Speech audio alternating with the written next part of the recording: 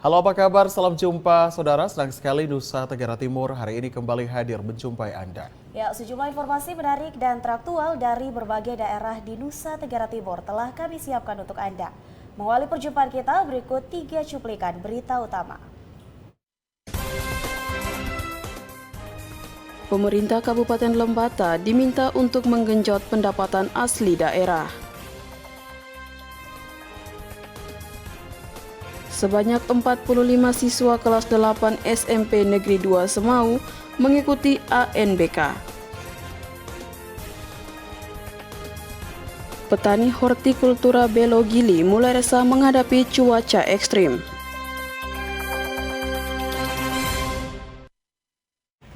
Ya, saudara, 3 cuplikan berita utama tadi akan kami rangkai dengan sejumlah informasi menarik dan teraktual lainnya. Bersama saya, Junet Kapitan. Ya, dan saya Helga Meliadi. Inilah Nusa Tenggara Timur hari ini selengkapnya untuk Anda.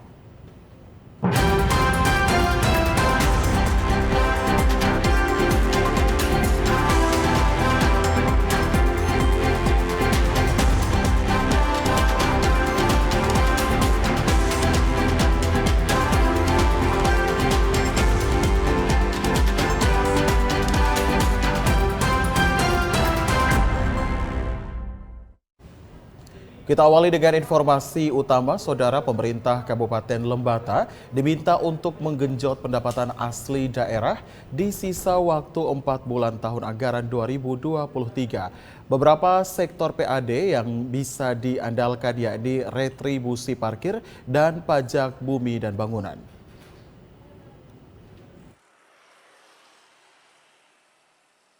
Hingga 31 Agustus tahun 2023, target pendapatan asli daerah atau PAD Pemda Lembata baru mencapai 50,97% dari target PAD tahun 2023 yakni sebesar 42,8 miliar rupiah.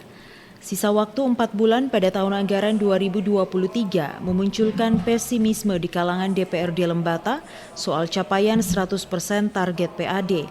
Meski demikian, beberapa fraksi di DPRD Kabupaten Lembata terus mendorong Pemda Lembata untuk sebisa mungkin menggenjot pendapatan asli daerah di sisa tahun anggaran. Ketua Fraksi Kebangkitan Bangsa DPRD Kabupaten Lembata Yosep Boli Muda mengatakan beberapa sektor yang bisa diandalkan untuk optimalisasi PAD diantaranya retribusi papan reklame, penataan parkir di fasilitas umum seperti di pasar TPI, serta identifikasi pajak bumi dan bangunan. Hal ini dikatakan Yosep saat menyampaikan pandangan umum fraksi terhadap pidato pengantar atas nota keuangan dan Ranperda Perubahan APBD pada Senin 18 September 2023. Ya, kalau saya melihat apa yang kami sampaikan tadi itu sekarang kreasi dari OPD. Bagaimana potensi yang mereka miliki untuk merealisasikan apa yang dituntut dan apa yang telah disepakati dalam terutama dalam pelaksanaan banggar bersama dengan TAPD dan itu, sehingga sekarang kita minta untuk kerja ekstra 4 bulan ini. Kenapa kami ngomong? Karena memang ada hal-hal yang sepertinya dibiarkan di sana, dibiarkan TAPD yang bersangkutan. Kita minta mereka untuk yang tercecer ini yang mestinya juga cepat dilaksanakan, tuh jangan sampai tercecer. Yosep berharap penjabat Bupati Lembata, Mateos Tan, dapat melimpahkan pelaksanaan kebijakan ke dinas terkait seperti Koperindak dan Bapenda untuk meningkatkan pendapatan asli daerah ini. Dari Kabupaten Lembata, Andrea Tagoran, TVRI NTT. Ya, saudara, warga masyarakat desa di ruas jalan Mulo Bahanggekeng, Derang, wilayah Kecamatan Tanjung Bunga, kini mulai gerah dengan progres pekerjaan proyek ruas jalan Kabupaten Flores Timur tahun anggaran 2023 yang terkesan lamban. Warga di wilayah ruas jalan ini mendesak agar kontraktor secepatnya menyelesaikan paket pekerjaan tersebut sebelum musim hujan tiba.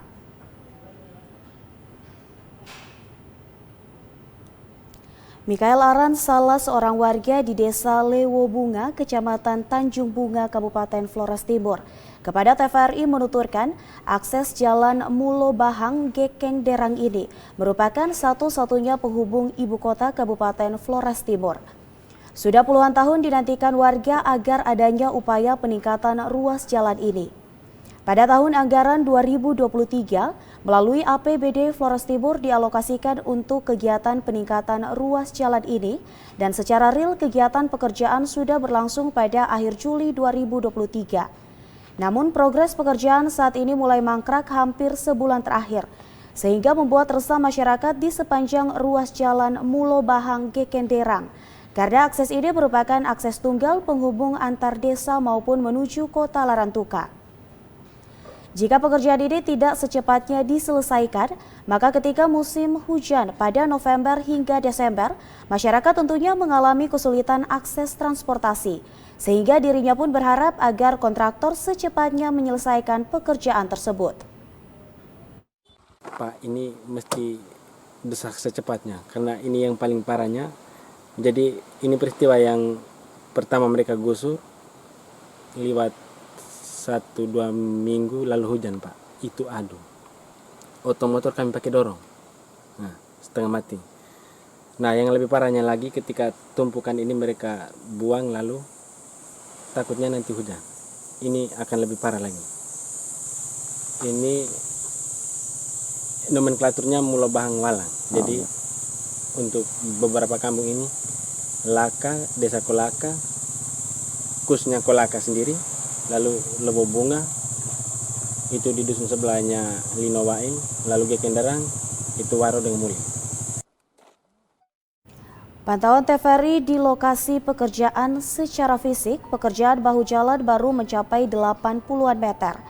Tumpukan material tanah uruk pun belum sebera dari tanggul bahu jalan setinggi 80 cm. Sementara pekerjaan lainnya masih sebatas bongkaran eksa yang belum juga dirapikan. Kegiatan fisik pekerjaan ruas jalan ini sepanjang 1 km dengan alokasi anggaran sebesar 3,1 miliar APBD Flores Timur tahun anggaran 2023 dengan alokasi waktu pekerjaan selama 210 hari kalender. Dari Flores Timur, Patpan Werang, TVRI NTT. Sementara itu, saudara, warga di ujung Bandara Haji Aruwusman lakukan aksi protes dengan menanam pohon kelapa dan pisang terkait pelebaran bandara dan ganti rugi atas hak tanah dari pihak bandara.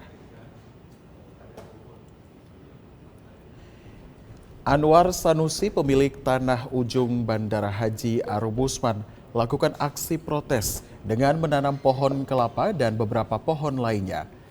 Hal ini dilakukan karena tidak ada kepastian dari pihak bandara terkait pelebaran bandara serta ganti rugi atas hak tanah miliknya.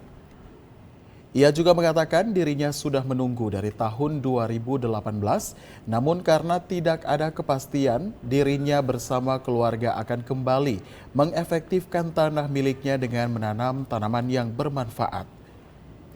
Ia juga menyampaikan pihaknya sudah bertemu dengan pihak bandara terkait hal ini, namun jawabannya adalah tidak ada pelebaran. Ia berharap pihak bandara apabila program seperti ini tidak ada kepastian untuk disampaikan dan disosialisasikan kepada masyarakat sehingga tidak menunggu dan tanah ini bisa dijual belikan atau digunakan untuk keperluan lainnya. Untuk diketahui terkait pelebaran bandara, Kepala Bandara Haji Aruwusman beberapa waktu lalu kepada media menyampaikan pernyataan bahwa tidak ada pelebaran bandara karena jumlah penumpang yang sedikit serta pembebasan lahan yang belum dilakukan Pemda. Dari gambar yang kami peroleh dari rencana pusat, tanah kami ada kena juga. Kami menunggu dari 2018 karena sudah ada sosialisasi dan rencana ganti rugi yang tidak ada kesepakatan, dan ternyata sampai sekarang ini tiba-tiba dibatalkan secara sepihak bahwa pelebaran maupun perpanjangan daripada bandara itu tidak jadi, sehingga untuk mengefektifkan kembali lahan-lahan kami seperti semula terpaksa kami menanam kembali kelapa dan pohon keras yang lainnya untuk supaya dapat hasil bayar pajak ke pemerintah daerah. Dari ND, Obitani, TVRI NTT. Ya, sementara itu, Saudara, Komisi Pemilihan Umum Daerah Kabupaten Timur Tengah Selatan siap sukseskan Pesta Demokrasi Pemilihan Umum tahun 2024. Berbagai tahapan proses telah dilakukan. Saat ini memasuki tahapan proses pendataan daftar pemilih tambahan yang berlangsung sejak bulan Agustus, September, dan Oktober 2023 sampai dengan 10 hari sebelum pemilu 2024 mendatang. Ketua Komisi Pemilihan Umum Daerah Timur Tengah Selatan, Mateus Krivo, kepada TVRI menjelaskan berbagai tahapan proses Komisi Pemilihan Umum Daerah Timur Tengah Selatan dalam rangka menyukseskan Pesta Demokrasi Pemilihan Umum tahun 2024 mendatang telah dilakukan. Pada tahapan ini, Komisi Pemilihan Umum Daerah Timur Tengah Selatan telah memasuki tahapan pendataan daftar pemilih tambahan yang berlangsung sejak bulan Agustus, September, dan Oktober 2023 hingga 10 hari sebelum pemilu pada bulan Februari 2024 mendatang. Selanjutnya, tahapan proses yang sedang berlangsung adalah klarifikasi partai politik terhadap bakal calon sementara yang mendapat tanggapan dari masyarakat. Dalam proses perbaikan dokumen partai politik terhadap bakal calon legislatif, sama sekali tidak ada klarifikasi sehingga tidak ada pergantian antar calon legislatif dari partai politik. Dengan demikian, Komisi Pemilihan Umum Daerah Timur Tengah Selatan saat ini menunggu tahapan lebih lanjut pencermatan daftar calon tetap yang berlangsung mulai tanggal 24 September hingga tanggal 3 Oktober 2023 nanti. Dan pada tahapan daftar calon tetap partai politik diberikan kesempatan untuk mengganti calon sementara, merubah nomor urut, dan merubah dapil, mulai dari calon legislatif DPRD Provinsi, DPRD Kabupaten, hingga DPR RI. Semua akan berproses melalui Sistem Informasi Pencalonan atau SILON, dan Komisi Pemilihan Umum Daerah Timur Tengah Selatan akan melakukan verifikasi administrasi serta menentukan status terhadap calon legislatif dari setiap partai politik. Untuk KPU Kabupaten Timur Tengah Selatan, sama sekali tidak ada klarifikasinya, sehingga tidak ada pergantian antar calon untuk tahap ini. Kita sedang menunggu tahap lebih lanjut, itu pencermatan DCT yang berlangsung mulai tanggal 24 September sampai 3 Oktober nanti. Di tahapan DCT itulah partai politik diberi kesempatan untuk bisa mengganti calon sementara, bisa juga mengubah nomor urut, bisa juga mengganti calon dari dapil yang satu ke dapil yang lain, juga lembaga perwakilan apakah DPRD Provinsi menjadi DPRD Kabupaten atau sebaliknya, atau juga sampai dengan calon DPR RI. Dari Kabupaten Timur Tengah Selatan, Evan Baitanu, TVRI NTT.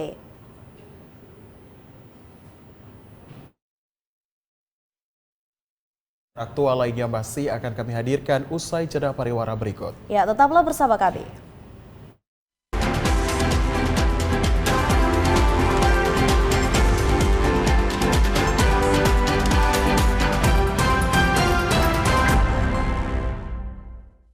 Ya, terima kasih Anda masih bersama kami di Nusa Tenggara Timur hari ini. Kita ikuti informasi berikutnya, Saudara. Sebanyak 45 siswa kelas 8 pada SMP Negeri 2 Semau mengikuti Asesmen Nasional Berbasis Komputer atau ANBK.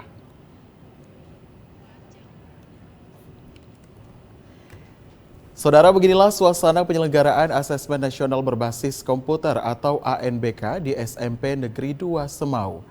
ANBK ini diikuti oleh 45 siswa kelas 8. Nampak para siswa serius mengikuti ANBK ini dengan didampingi oleh 2 pendidik dalam ruangan ujian. Kepala SMP Negeri 2 Semau, Hieronimus Pamso, pada kesempatan ini mengatakan ANBK merupakan program evaluasi yang diselenggarakan oleh Kemendikbud. Program evaluasi ini dimaksudkan untuk meningkatkan mutu pendidikan dengan memotret input, proses, dan output pembelajaran di seluruh satuan pendidikan. di mana ANBK dilaksanakan dengan 3 instrumen sebagai bagian dari evaluasi pemerintah untuk meningkatkan kualitas pendidikan di Indonesia, yakni Asesmen Kompetensi Minimum atau AKM, yang mengukur literasi membaca dan literasi matematika atau numerasi murid. Kemudian survei karakter yang mengukur sikap, nilai, keyakinan, dan kebiasaan yang mencerminkan karakter murid. Dan survei lingkungan belajar yang mengukur kualitas berbagai aspek input dan proses belajar mengajar di kelas maupun di tingkat satuan pendidikan. Ditambahkan khusus untuk SMP Negeri 2 Semau, ANBK digelar selama 2 hari, yakni tanggal 18 sampai 19 September 2023. ANBK ini digelar dalam 3 sesi, dan dari 45 siswa yang ikut ANBK dibagi dalam 3 sesi. Pada setiap sesi diikuti oleh 15 siswa dan disesuaikan dengan jumlah perangkat ANBK yang ada. Ditambah 3 cadangan setiap sesi untuk mengantisipasi jika pada setiap sesi tidak ada siswa yang hadir dan terlambat sehingga bisa diisi. Sebelum ANBK ada istilahnya itu semacam gladi. Ini kan kalau dulu namanya UN. Dari ANBK itu diikuti oleh kelas 8 sekarang. Jadi kalau dulu itu kan UN itu kan diikuti oleh kelas 9. Itu memang sudah aturan seperti itu. Sendiri, Pak. Untuk kelas 9 saya kira sudah tidak ada. Itu kan nanti kan kita mungkin ujian sekolah sudah tahu. Jadi ANBK hanya dia di kelas 8 saja, kelas 8. Dan itu pun ditentukan, bukan kami yang pilih, dari pusat berdasarkan Dapodik itu. Diharapkan ANBK ini bisa berjalan dengan baik sesuai dengan yang dijadwalkan. Dan dari ke-45 siswa yang ikut, tidak ada siswa yang tertinggal. Dari Kabupaten Kupang, Kris Poto, TVRI NTT. Ya, sementara itu saudara, para siswa-siswi SMP Negeri 3 di Desa Kolaka, Kecamatan Tanjung Bunga, Kabupaten Flores Tibur, terpaksa mengikuti ujian asesmen nasional berbasis komputer tahun akademi 2023-2024 dari pesisir pantai di seputaran sekolahnya. Pantauan TVRI di sela kegiatan pelaksanaan ujian ANBK ini, para siswa-siswi SMP Negeri 3 Tanjung Bunga terpaksa membawa laptop ke pinggir pantai dan menempati talut panahan abrasi ini untuk mengikuti ujian ANBK tersebut secara online, guna mencari titik sinyal jaringan internet di wilayah terpencil. Kemerdekaan belajar siswa sungguh memprihatinkan. Menurut Anton Aran, siswi kelas 8 SMP Negeri 3 Tanjung Bunga kepada TVRI, kondisi jaringan internet di sekolahnya memang tidak ada, sehingga jika ada ujian berbasis aplikasi, dirinya bersama guru terpaksa mencarinya baik di bukit maupun di pesisir pantai. Sementara jika ada tugas dari guru, dirinya bersama teman-temannya rela menempuh perjalanan kurang lebih 1 km ke daerah sinyal untuk mencari tugas yang diberikan guru di sekolah. Kami sedang mencari jaringan karena proses ANBK ini kami susah mencari jaringan. ANBK sudah berapa lama? Ya? Berapa hari ikut ANBK ini? Ya, ini kalau yang finishnya ini yang baru hari pertama. Ini baru hari pertama. Ya. Itu satu kelompok berapa orang? Satu kelompok 15. Yang orang. Seperti apa kesulitan yang kamu hadapi? Kesulitannya saat kita mau login dalam aplikasi, jaringannya susah didapat. Pelaksanaan ujian ANBK tingkat sekolah pertama dilaksanakan secara online dan berlangsung selama 2 hari, terhitung dari kemarin Senin 18 dan Selasa 19 September 2023. Dengan peserta per sesi 15 orang, disesuaikan dengan kondisi perangkat laptop yang disiapkan pihak sekolah SMP Negeri 3 Tanjung Bunga. Dari Flores Tibur, Patman Werang, TVRI NTT. Saudara, Rumah Sakit Pratama Reo diresmikan dan mulai beroperasi meski fasilitas dan perlengkapannya belum memadai, namun rumah sakit tersebut siap melayani pasien.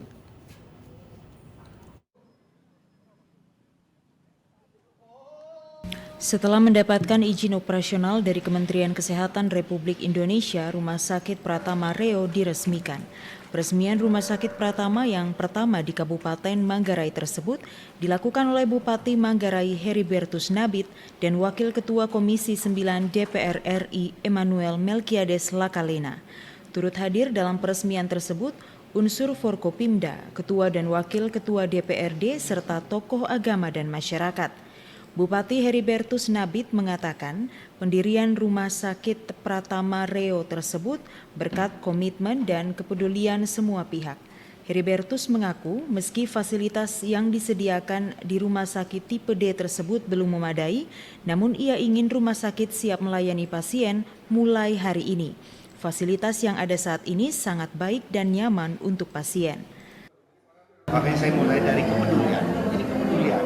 Ketika bicara kepedulian maka saya peduli, saya mengusahakan pemerintah pusat juga peduli, mengusahakan semua pihak peduli sehingga jadilah barang ini. Gitu ya saya kira. Yang pertama, yang kedua yang kita perlukan adalah bahwa betul belum semua alat, semua peralatan dan lain-lain belum 100% ready untuk pelayanan yang prima. Tapi kan kita tidak bisa menunggu sampai seluruhnya tersedia. Apa yang bisa dioperasikan sekarang dioperasikan, makanya kita lakukan sekarang peresmiannya, pelayanannya. Ya. Kita mulai hari ini dengan pasien 01 dan 02. Itu maksudnya supaya jangan sampai setelah peresmian minggu depan tutup. Sebanyak 40 tenaga kesehatan dari perawat dan bidan serta 3 dokter bertugas di rumah sakit tersebut. Sesaat diresmikan langsung melayani pasien nomor 1 dan 2. Bupati dan Melki Lakalena serta tokoh agama, masyarakat, dan unsur Forkopimda berjalan keliling ruangan di rumah sakit tersebut. Rumah sakit itu memiliki 50 tempat tidur pasien, di mana setiap ruangan ada 6 tempat tidur pasien. Rumah sakit tersebut dibangun dengan dana sebesar 60 miliar rupiah lebih, 40 miliar rupiah untuk bangunannya dan sisanya penyediaan fasilitas rumah sakit. Dari Kabupaten Manggarai, Leonardus, TVRI NTT. Kita beralih ke Kabupaten Timor Tengah Selatan, Saudara. 19 dokter ASN di Rumah Sakit Umum Daerah SOE hari ini siap di BAP oleh penyidik Pegawai Negeri Sipil Setda Timor Tengah Selatan setelah melakukan aksi protes dan mogok dalam rangka menuntut tunggakan hak mereka kepada pemerintah daerah.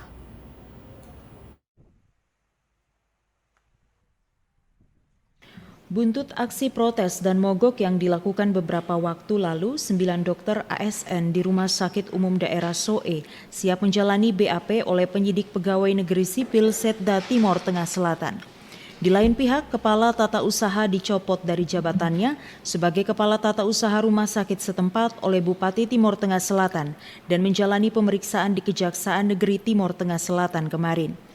Ketika diminta klarifikasi tentang pencopotan jabatannya oleh wartawan, yang bersangkutan enggan berkomentar. Dr. Uci Liuveto, spesialis bedah pada Rumah Sakit Umum Daerah SOE, yang merupakan koordinator aksi mogok ketika dimintai klarifikasinya menjelaskan, sejak awal dirinya dan teman-teman 18 dokter lainnya telah menduga akan dikenakan sanksi disipliner sebagai ASN ketika melakukan aksi protes dan mogok dalam rangka menuntut tunggakan hak mereka kepada pemerintah daerah. Namun langkah tersebut terpaksa diambil karena berbagai pendekatan, baik lisan maupun tulisan telah dilakukan kepada pemerintah daerah terkait, tunggakan hak mereka dan hingga saat ini tidak ada solusi. Terkait protes, berita acara pemeriksaan yang akan dilakukan kepada 19 orang dokter tersebut, mereka siap menjalani pemeriksaan sebagai wujud ASN yang baik dan taat aturan. Ia menambahkan jika nantinya ada konsekuensi lain, maka Organisasi Ikatan Dokter Indonesia akan siap membantu mereka secara hukum. Yang harus dicatat bahwa kalau kita tidak memperhatikan hak kita secara serius, siapa lagi yang bisa perhatikan, karena berbagai pendekatan itu sudah dilakukan jauh sebelum hari ini. Ya, terkait itu tanggal 28 Juli itu pertama kali kita menghadap ke pemerintah, berhadapan muka, lisan dan tulisan kita, kasih tahu niat kita Namun sampai hari ini pun tidak ada realisasi. Sehingga kalau mau di BAP pasti kita sebagai aparatur sipil negara yang baik, kita mengikuti. Dari Kabupaten Timor Tengah Selatan, Evan Baitanu, TVRI NTT. Saudara petani hortikultura di Kabupaten Flores Timur hadapi cuaca ekstrim. Informasi selengkapnya akan kami hadirkan usai jeda pariwara berikut. Ya, tetaplah bersama kami.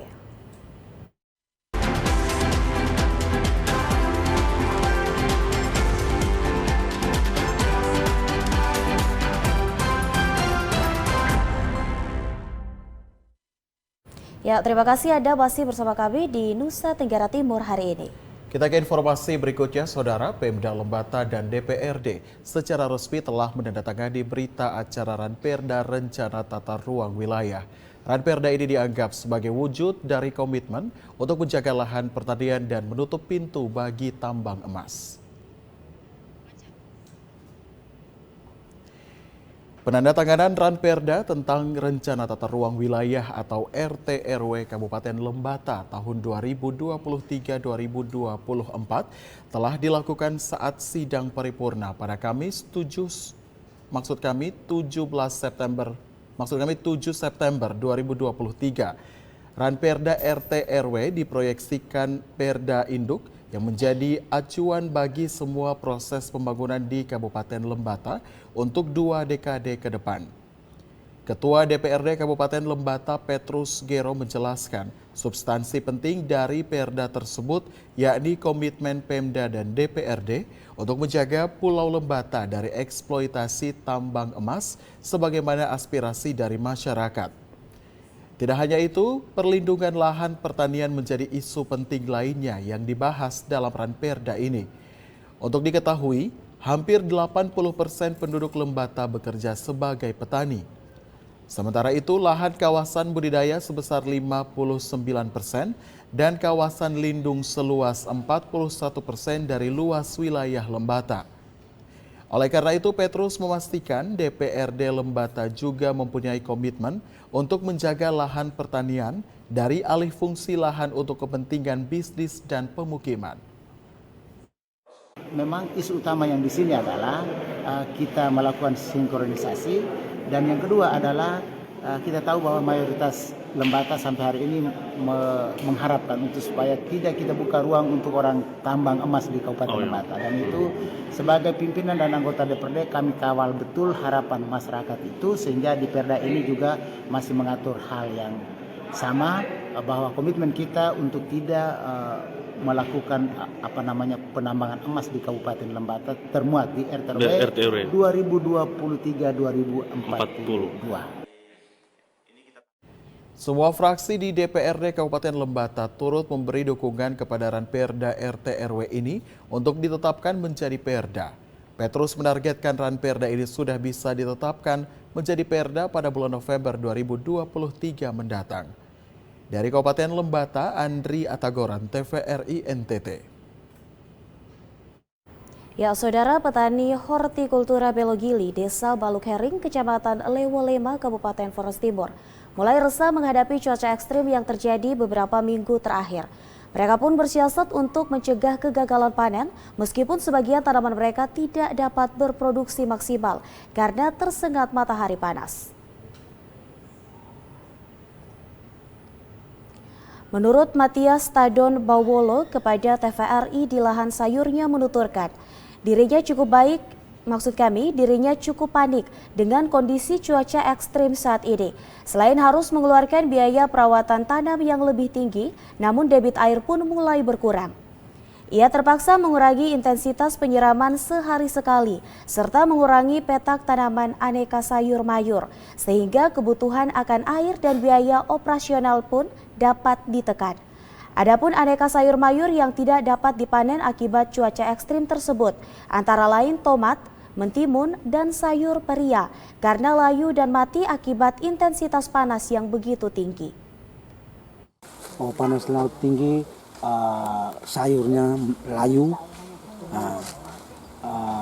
ada yang mati, dan bisa juga ada yang mati yang ini seterusnya. Buahnya hancur. Buahnya hancur. Oh, yang kerugian saya itu macam bibit itu saya beli sendiri, ada bisa juga 1 juta, bisa 1 juta lebih begitu. Dan kok macam pendapatan saya ada menurun. Mas pasar itu sayur-sayur yang rusak. Akibat cuaca ekstrim saat ini, panen sayur pun mengalami penurunan, sehingga petani sayur lebih memprioritaskan tanaman sayur yang bisa bertahan dengan terik matahari, seperti kangkung, terung, maupun tanaman sayur lainnya, tetapi dikembangkan dalam jumlah yang kecil.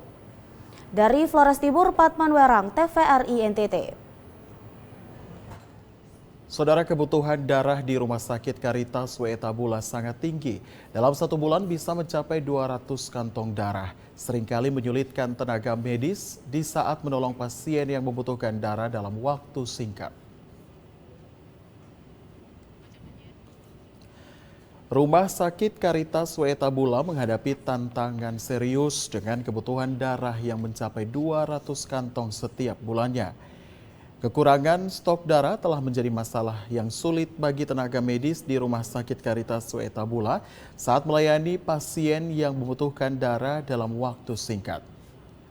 Dr. Yohanes Niko Santoso Pambudi, dokter di Rumah Sakit Caritas WTA Bula menjelaskan bahwa mereka sering harus mengambil stok darah di Kabupaten Sumba Barat yang memiliki Palang Merah Indonesia yang aktif dalam penggalangan donor darah.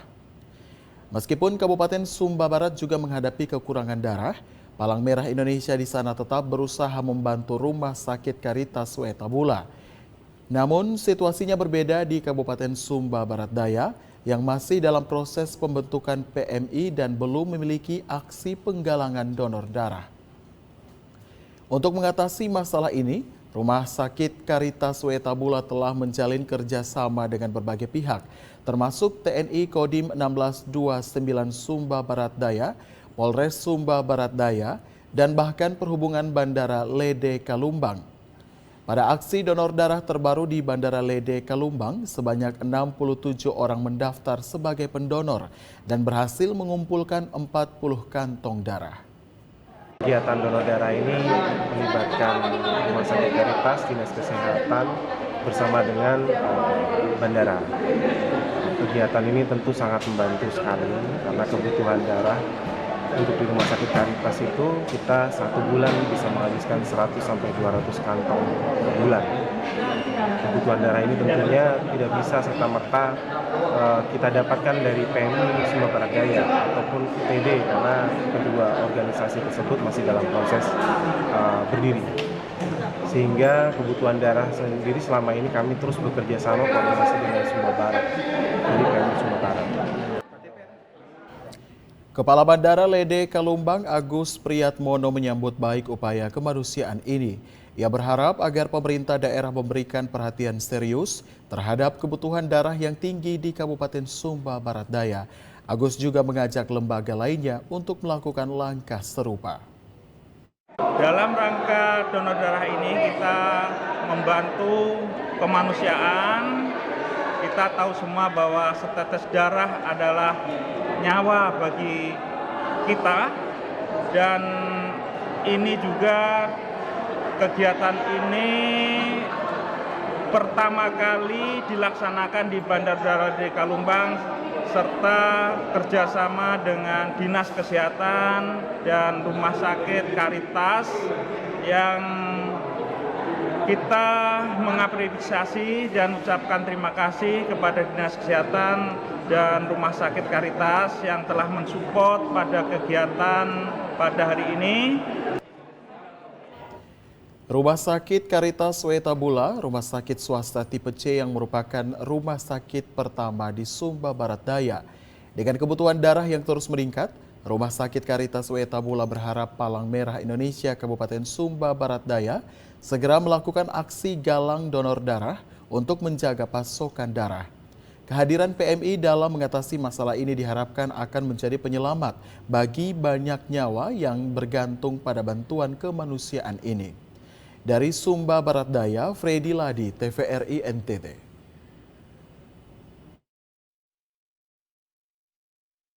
Ya, Saudara, Nusa Tenggara Timur hari ini akan kembali usai jeda pariwara berikut. Tetaplah bersama kami.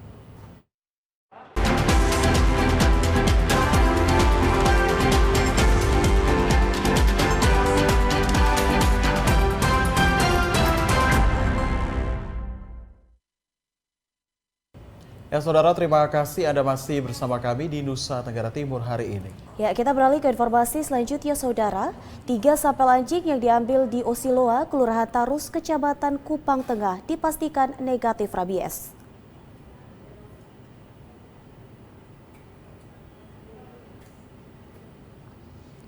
Awal Agustus 2023 lalu, warga Osiloa RT 15 Kelurahan Tarus, Kecamatan Kupang Tengah dikejutkan dengan beberapa anjing yang mengalami gejala rabies. Sempat petugas dari Poskeswan Kecamatan Kupang Tengah melakukan pengambilan sampel dari 3 ekor anjing sambil menunggu hasil uji laboratorium di Bali dan untuk mencegah penularan rabies. Maka pemerintah Kelurahan Tarus bersama tenaga kesehatan dari Puskesmas Tarus serta tokoh masyarakat melakukan sosialisasi kepada masyarakat terkait bahaya rabies. Kendati demikian, dari hasil uji laboratorium Balai Besar Veteriner Denpasar, ketiga sampel dari anjing yang tersebut dinyatakan negatif. Hasil uji laboratorium tersebut disampaikan melalui laporan hasil pengujian rabies FAT yang memastikan sampel dari ketiga sampel otak anjing yang diambil negatif terpapar rabies. Terkait hal tersebut, Lurah Tarus Soleman Lakabela saat dikonfirmasi secara lisan membenarkan jika ketiga sampel yang diambil dari anjing milik warga pada Agustus 2023 lalu dan diduga rabies tersebut dinyatakan negatif oleh Balai Besar Veteriner Denpasar. Kendati demikian, sebagai Lurah Tarus, ia menghimbau agar masyarakat tetap tenang dan waspada terhadap dugaan rabies. Bahkan meminta agar masyarakat yang memiliki ternak anjing tetap mengetahui berbagai gejala rabies agar tetap mewaspadai rabies. Diharapkan dengan berbagai pengetahuan dan upaya pencegahan yang dilakukan secara bersama-sama oleh pemerintah, berbagai stakeholder dan masyarakat dapat mencegah penyebaran virus rabies di Kelurahan Tarus. Dari Kabupaten Kupang, Kris Poto, TVRI NTT. Saudara, Gerakan Mahasiswa Nasional Indonesia atau GMNI Cabang Keva Manado menggelar aksi demo ke DPRD Timor Tengah Utara menuntut adanya sikap kepedulian dari para wakil rakyat dan pemerintah daerah terhadap persoalan krisis air bersih yang dialami warga saat ini.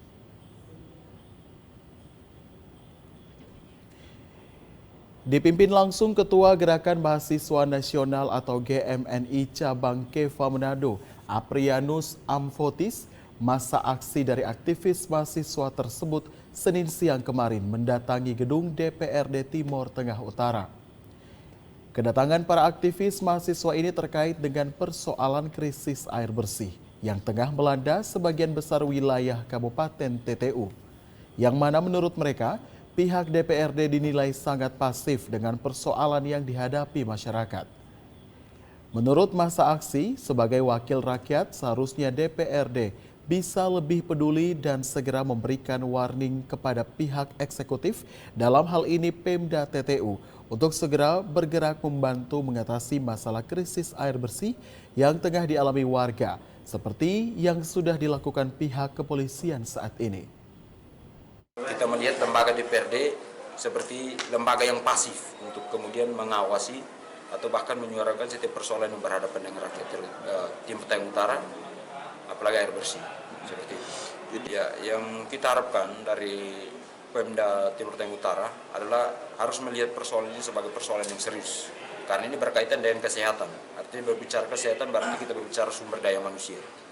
Nah, yang kita harapkan semoga pemerintah daerah Kabupaten Timor Tengah Utara bisa mampu untuk menyelesaikan persoalan ini demi menunjang sumber daya manusia kita di Kabupaten Timor Tengah Utara. Karena kita melihat bahwa seolah-olah ini diamkan. Padahal hari ini kami secara kelembagaan justru mengapresiasi apa yang dilakukan oleh Polres Timur Tengah Utara yang sudah bersedia untuk melakukan bantuan-bantuan kepada masyarakat dengan memberikan bantuan seperti air bersih yang dilakukan oleh Polres Timur Tengah Utara. Yang kita harapkan semoga lembaga DPRD dan juga eksekutif mampu melakukan seperti apa yang dilakukan oleh Polres Timur. Usai beraudiens dengan pimpinan DPRD TTU yang ditemani Ketua Komisi 1 DPRD, masa aksi kemudian menyerahkan tuntutan mereka dan berharap segera ditindaklanjuti pihak DPRD. Dari hasil advokasi lapangan, pihak GMNI Keva Menanu mendapati sedikitnya ada 27 desa di sejumlah kecamatan di wilayah Kabupaten TTU yang saat ini tengah mengalami krisis air bersih akibat kekeringan. Dan untuk memenuhi kebutuhan air bersih, warga pun mau tidak mau harus membeli air, walau sebenarnya kondisi ekonomi mereka sedang susah. Dari Timur Tengah Utara, Jose Praso, TVRI NTT. Ya, sementara itu saudara, keberadaan pasar organik yang baru pertama kali ada di Kabupaten Ngada, tepatnya di Desa Bowali, Kecamatan Bajawa, kini menjadi primadona gerakan ekonomi baru bagi masyarakat yang sangat berharap adanya perubahan pendapatan dengan menanam dan menjual hasil pertanian organik. Pola hidup sehat mendorong masyarakat untuk mengkonsumsi pangan organik yang dinilai lebih aman dan jauh dari bahan kimia yang dapat merugikan kesehatan. Hal inilah yang membuat masyarakat Desa Bowali membuka pasar tradisional organik demi memenuhi kebutuhan konsumen akan pangan sehat. Beragam aktivitas terlihat di pasar tradisional organik ini. Ekspresi para pengunjung pun mewarnai pasar yang menjajakan berbagai bahan organik seperti aneka buah dan sayuran. Ramai adalah satu kata yang cocok untuk mencerminkan pasar tradisional organik pertama di Kabupaten Ngada bahkan Nusa Tenggara Timur. Transaksi jual beli berlangsung aktif, pembeli sibuk menawar, serta penjual yang tanpa lelah menawarkan dagangannya. Letaknya sangat strategis karena berada di pinggir jalan utama dari kota Bajawa menuju Bandara Ture Lelosoa, sehingga mudah untuk disinggahi oleh konsumen yang ingin menikmati pangan organik tanpa bahan kimia dengan harga terjangkau.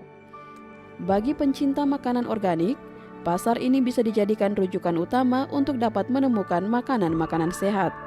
Selain untuk memenuhi kebutuhan konsumen akan sayur mayur dan buah-buahan organik, juga untuk peningkatan ekonomi warga. Cornelia Taso, penggemar makanan berbahan organik, mengungkapkan kehadiran pasar organik sangat membantu dirinya untuk memperoleh sayuran dan buah organik yang sangat penting bagi kesehatan keluarganya, serta mudah diperoleh dengan harga terjangkau. Dia bagus untuk kesehatan, apalagi untuk anak kecil atau orang tua. Sangat dianjurkan untuk mengkonsumsi sayuran atau buah-buahan tanaman yang tidak memakai pupuk, karena itu aman dikonsumsi dan itu sangat bagus bagi kesehatan. Memang kami sering mengkonsumsi, tapi kebetulan baru tahu bahwa ini ada buka pasar organik, makanya kami datang belanja ke sini. Semenjak diresmikan oleh Bupati Ngada, kunjungan pembeli ke pasar organik mulai mengalami peningkatan dan sangat berdampak positif terhadap pendapatan warga desa. Dari situasi untuk sekarang kan otomatis banyak yang belum tahu, jadi kemungkinan pasti begini saja untuk taraf awalnya. Harapan untuk kami ke depan untuk pasar organik di Desa Bowali ini semakin tumbuh dan berkembang, sehingga seluruh jangankan masyarakat Desa Bowali, seluruh Ngada bisa tahu bahwa di Desa Bowali ini mempunyai masyarakat ini pasar desa organik. Untuk para pembeli kadang biasanya pagi lebih banyak, sore karena untuk persiapan makan malam. Pasar organik merupakan salah satu inovasi desa untuk mengajak masyarakat agar dapat hidup sehat dengan mengkonsumsi pangan organik, sembari membantu para petani untuk bisa meningkatkan ekonomi keluarga.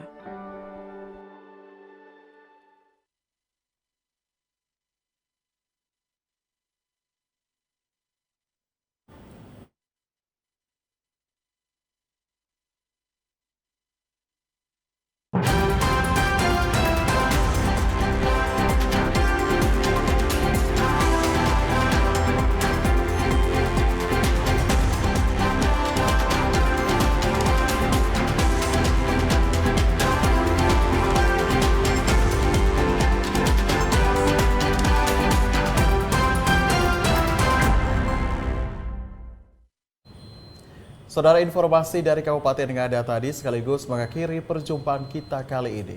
Ya, terus saksikan Nusa Tenggara Timur hari ini yang menyajikan informasi secara santun, lugas, dan berimbang.